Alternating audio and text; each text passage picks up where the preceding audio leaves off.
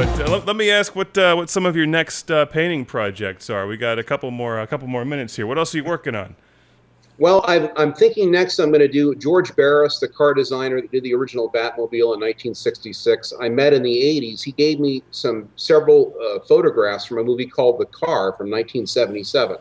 Kind of an evil possessed car, kind of like a Jaws, but with an automobile.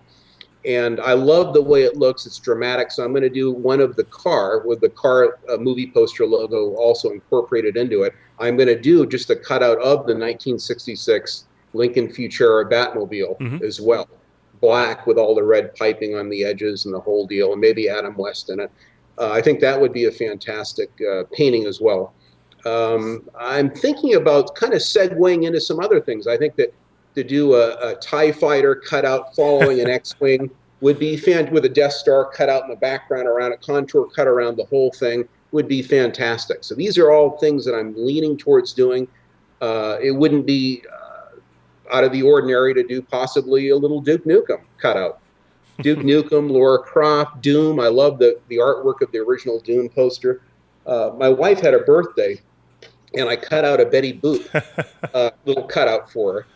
And they're small, easy to do, and I could mass produce a bunch of these very easily. So I'm thinking about doing some gaming related. You could just imagine a Shock Troopers cutout with maybe the logo incorporated with one of the characters with a with a wife beater on and the mullet with a machine gun, the whole deal. So I've got a lot. My head's filled with ideas. In fact, your show has been very inspirational for me. It's just filled with creativity.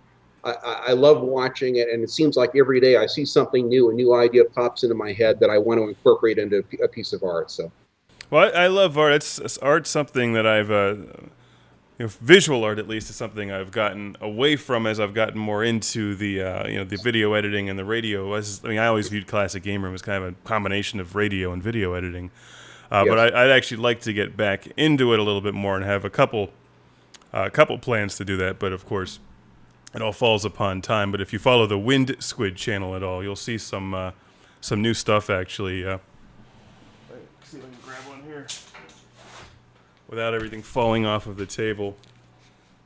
So I haven't bought any new books in ages, so I'm still using a couple old ones from my college days. I've got so many of them, but I've got you probably can't see.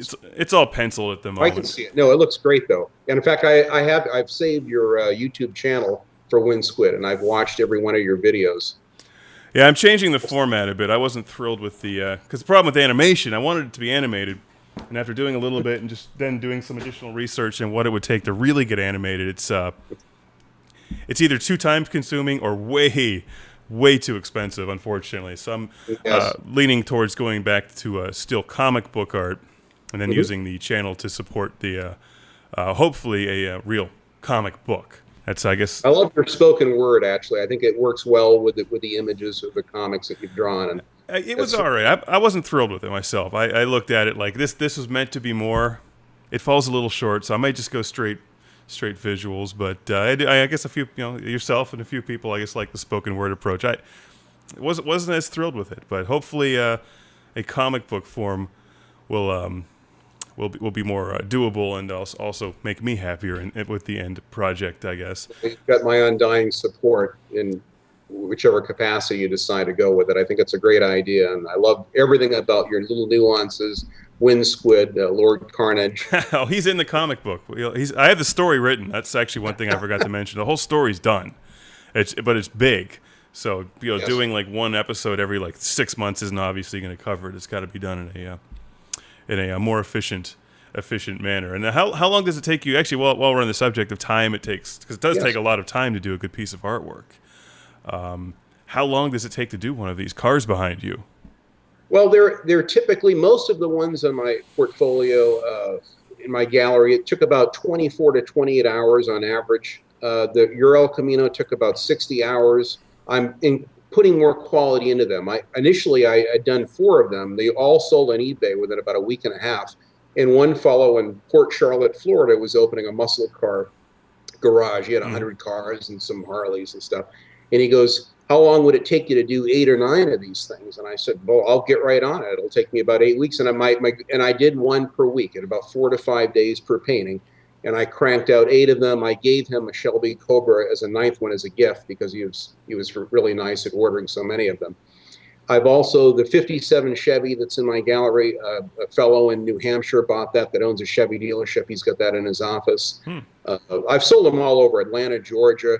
There's another one in Chicago of a Mad Max painting that I sold. So they're pretty much gone. They go pretty fast. I try to do the cars that are popular that people like. I'm even thinking about doing an 18 van. Would be awesome. Now I've got 4 pictures of 18 vans that people have restored that would make fantastic paintings. You could do the Knight Rider car, Smokey the Bandit. So there's pretty much, it's endless pop culture type things that would be awesome, I think, in the form of a cutout or with cars or what have you. So. What if somebody just happens to like that particular Chevy Nova or the old Corvette in their collection, or the Corvette that they had when they were a kid, or the one they wanted when they were a kid? You can take the pictures and you can paint these cars and deliver them their dreams. Yes, I can. That's what the idea is anyway.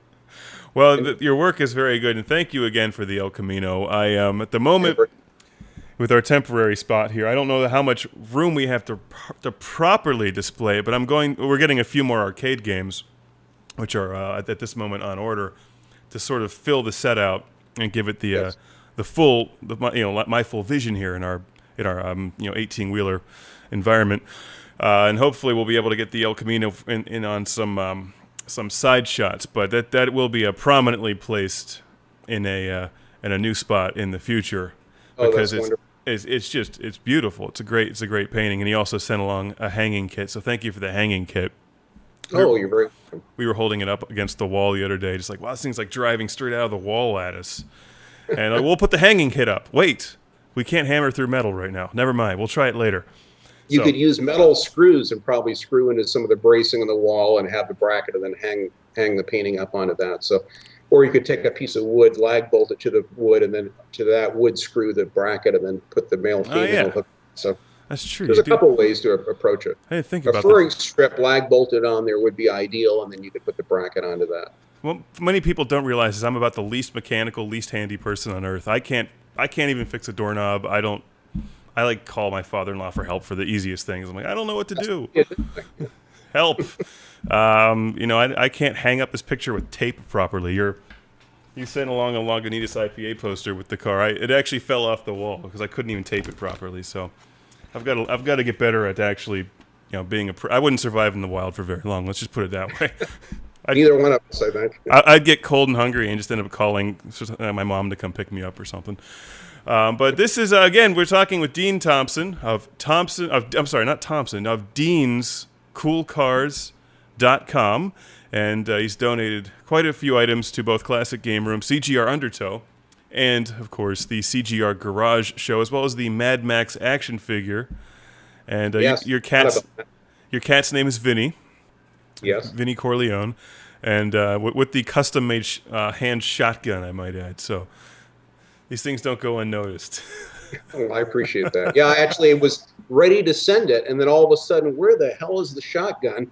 And the little SOB made off with it. So I went right down to the art supply place, got some modeling clay, immediately made another one, baked it in the oven, painted it, slipped it in his little hand. It works perfect, and then sent it to you. Well, thank you. And you always send some great pictures when you go out to. You're out in California, in Southern California, yes. So you're near one of my favorite breweries, the Lagunitas Brewery. Yes, 90 minutes. I am very jealous of that. That would be probably very bad if the Lagunitas Brewery was actually close to me. In fact, I should probably be fortunate that it's not. Yeah, my wife hasn't been there yet. She's anxious to go. They get a beautiful outside cantina where you can sit out and eat, appetizers and have a beer. They've got a great selection of homemade beers there. So I enjoyed your pictures on Twitter recently. You went to Philly. Yep. And went to the Philadelphia brewery, which I enjoyed your pictures of that as well. Yeah, I try to visit breweries when I'm out and about. It's obviously something I enjoy. So I've been to quite a few, and that was a fun trip. Yeah. Oh, good. But thank you very much for talking, and again, thank you for all of the donations. Thank you for the incredible painting, yes. all of the muscle machines, and your continued support. And I'm also glad to hear that you enjoy the game reviews as well as the car reviews. I sure do. And that's an awesome T-shirt that you're wearing. Well, thank you. It was a wonderful Christmas gift from my wonderful friends at Classic Game Room. Thanks again very much. That really made my Christmas, by the way, Mark. I really do Well, appreciate glad it. you enjoyed that. We'll have to get another care package out to you soon. I'm basically I've got a whole fleet of cars back there that needs a good home. So the shelves can't And, hold them all. oh, yeah. You could always fit Bosk inside that T-top, I think, of that Trans Am. You'd make for a wonderful review. And We got we got Stormtrooper right here. Let's see. Well, this is one of the newer ones. Their legs don't bend like the old ones. No, okay, we got them bent there. And let's see. Here's the Trans Am, Stormtrooper Perfect. in the Trans Am. Put your legs around the steering wheel there. All right. That's not a tilt steering wheel on this thing. No, I know. That's one of the drawbacks of. Oh, it's fantastic. Well, he's a little large for the Corvette. The Trans Am. Not a Corvette. Please. The Empire doesn't drive Corvettes. They drive Trans Ams. Of course you do. Everybody knows that. Oh, I have that.